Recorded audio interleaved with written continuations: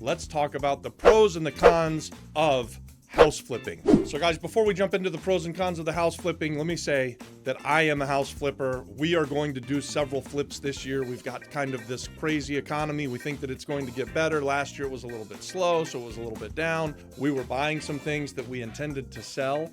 We are going to buy some more things this year, especially in Florida and still on the island of Puerto Rico, where we're going to fix them up and we're going to sell them quick and we're going to make chunk money. And we love to get that chunk money, and then we reinvest that money into long-term plays and hold on to real estate.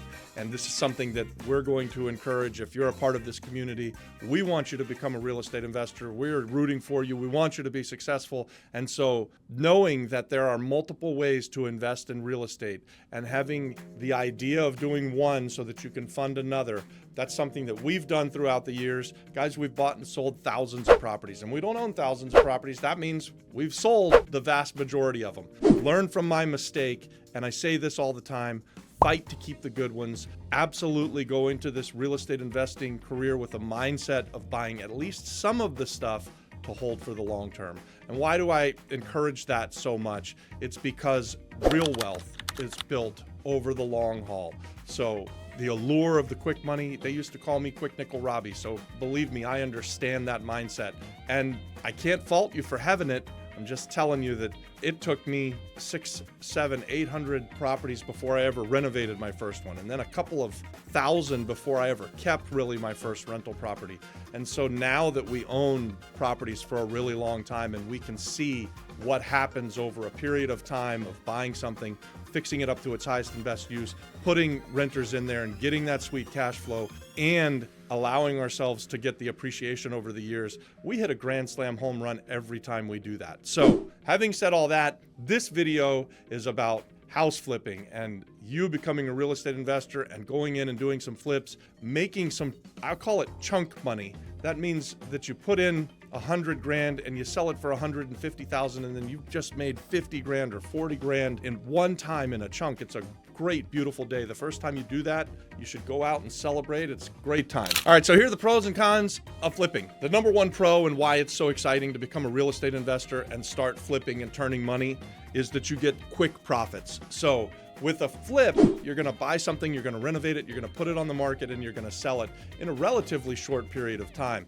So back in Florida, we might do that in as quick as a month to 3 months or 6 months. In Puerto Rico, it takes a little bit longer. If we're going to fix something up, it might take us 3 months would be like the best thing, fastest flip we've ever done. 6 months, 8 months, 9 months, 10 months might be what it takes to do the flip. But our profit margins are a lot higher in Puerto Rico than they are in Florida. So we need to turn the money faster in Florida to kind of keep even close to getting the same kind of returns that we get on the island of Puerto Rico. So that number one, that's that quick money, that chunk money. And it's a beautiful thing when you get it. You're going to love it. Number two, the second pro for being a flipper is active involvement. You get to learn by doing, on the job. You're a new real estate investor and you're doing some flips. And when you buy a property and you start this job, whether you're going to do all of the work yourself and you're very hands-on and you're a handy person who's highly capable of doing all the work, that's great. Or if you're like me, someone who's not highly capable of doing all the work, I was still hands-on, but I learned how to delegate. I learned how to hire the contractors. I learned how to do title searches. I learned how to find properties. I learned how to qualify people for loans so that once the property was finished, I could sell it to someone as fast as I could. Guys, I started out with no money at all. And so my first deal, I borrowed 3 grand from my wife. A couple of my buddies also put in 3 grand. That's what we had, 9 or 10 grand that we put into the deal. We got a hard money lender and we did all of the work ourselves. And so we learned a ton on that first deal. On my second deal, I found a hard money lender who put up all of the money. He put up purchase, he put up the renovation, and I made sure everything got done. I never picked up a hammer. I didn't clean up any trash. I didn't paint any walls on that second one. I learned on the first one what I didn't want to be doing, which was doing all of the work. And by the second one, and guys, I did this really quick. I jumped in with both feet. And I'm encouraging you guys to jump in with both feet. I'm now 26 years down the road, but those first couple of deals, they were a learning experience, right? So any profits I made was a bonus. What really set me up for a lifetime of success was actually jumping in with both feet and doing the deals and being hands-on. So this is a pro. This is something that I highly encourage you guys be heavily involved. And again, it doesn't matter if you're a contractor and you do all the work yourself, or if you're like me and you really find that you don't like doing that kind of work. I would suggest that you always want to have at least 3 flips going. So you're going to start out, you want to buy one that you start on, and by the time you are halfway through with the renovation, you should be buying a second property.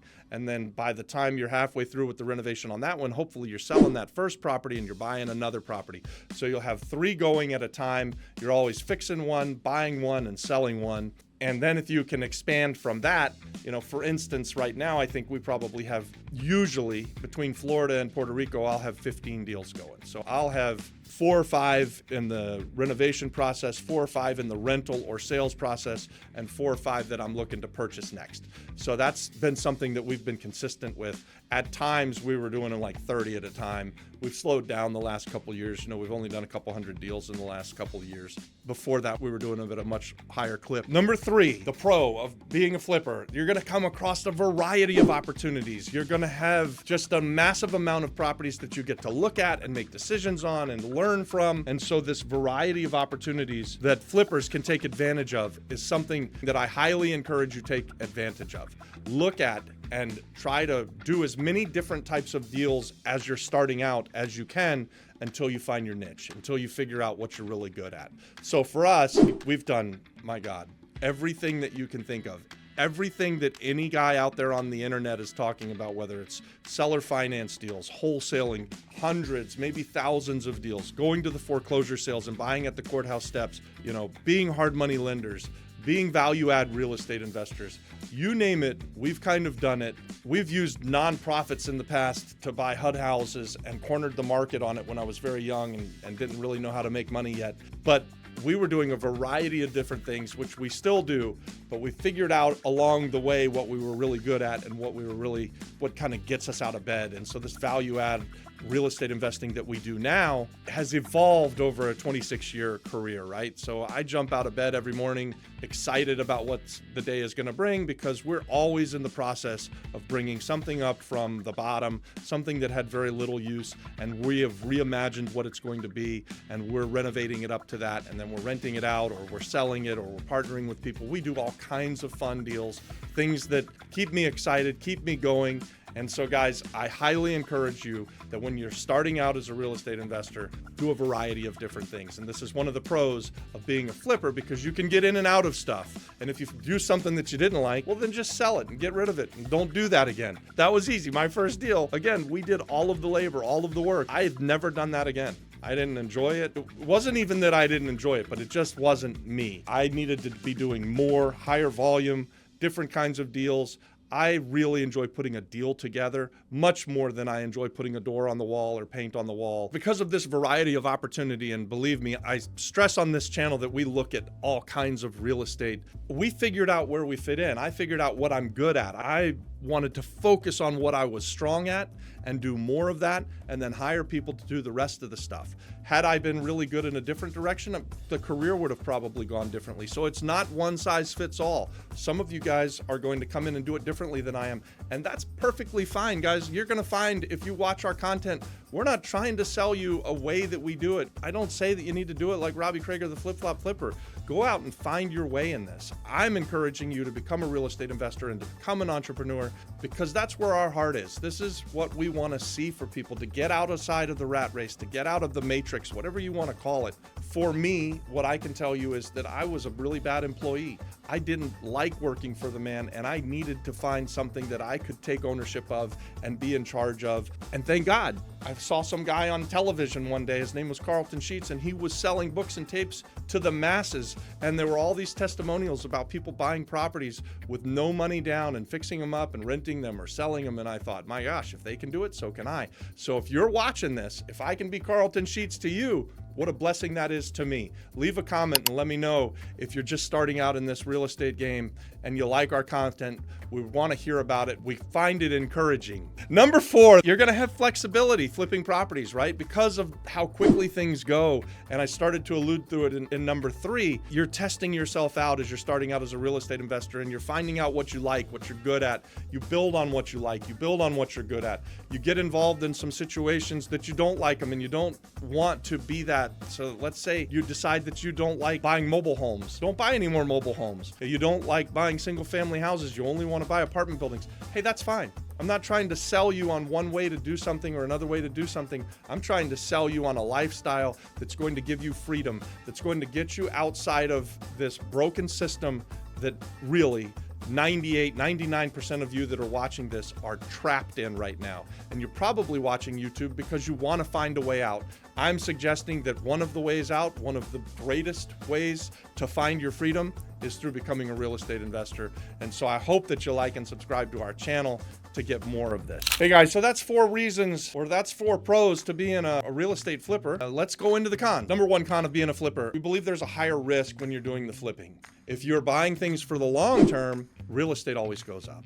But in the short term, when you're flipping, if you're not spot on about what something's worth and what it's going to sell on, or if the market changes, you can get stuck. So you go in with the plan to buy it for $100K, fix it up for another $30K, and then sell it for $200K, and the market changes on you, and now it's only worth $150,000, and you've got a choice to make. Either sell it at a break even or maybe a loss, or turn it into a rental property. I don't know what the right move is there for you. Our thought process going into this, when we decide that we're buying something for a flip, we really don't change from that very often. So if I've bought it to fix it and sell it, we're going to buy it, fix it, and sell it. If the market changes, we might not make as much money as we thought we were going to make. If the renovation goes longer, it costs us more. If something goes wrong, we're still buying it, fixing it, and selling it, and we stay with that path. And we pretty much do that unless something tragic happens. Like during COVID, we did pull things off of the market that we were intending to sell, and we rented them out because we thought we wanted to capture that cash flow, and then it turned out to be a genius move. As the market didn't crash, it went the other way. So I'm no economist, and I've been wrong every time I think the market's going to go up or go down or go sideways. So don't look to me for that, but I do know how to buy real estate and fix it up and get it sold, or fix it up and get it rented. So follow for that. The number 2 con of being a flipper is that it's capital intensive, right? So generally speaking, when you're buying, fixing, and selling, you're buying stuff that's distressed. So that means that you're not dealing with the banks most of the time.